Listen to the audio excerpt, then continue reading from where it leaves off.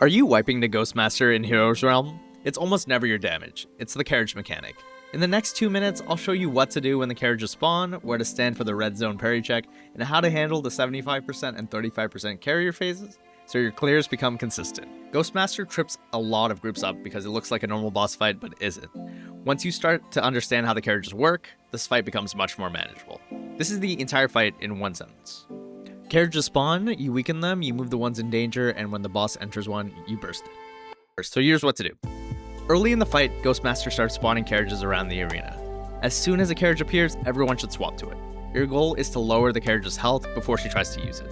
If she enters a healthy carriage, it takes much longer to deal with and slows the fight way down. A quick visual cue to watch for: when you see a red bubble around Ghostmaster and the nearby carriages, that means it's time to swap and attack the carriages. If you don't see the red bubble, you generally don't need to worry about them yet. At certain points, Ghostmaster will try to enter a carriage. When that happens, you'll see a red rectangular zone in front of her. Everyone should stack in that zone and perform a time parry together. If you succeed, great, you stay in control.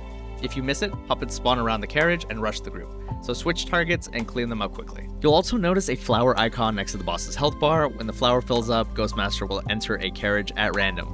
That's why it's important to keep all active carriages weakened, not just one. Once Ghostmaster enters a carriage, this is your main damage window. Collapse on the carriage and burn it down. At around 75% health, one carriage will need to be moved out of the AoEs. That carriage can be moved by one person, but it's safer and faster if two people move the same carriage together. Just make sure that both follow the arrow indicators and go in the same direction.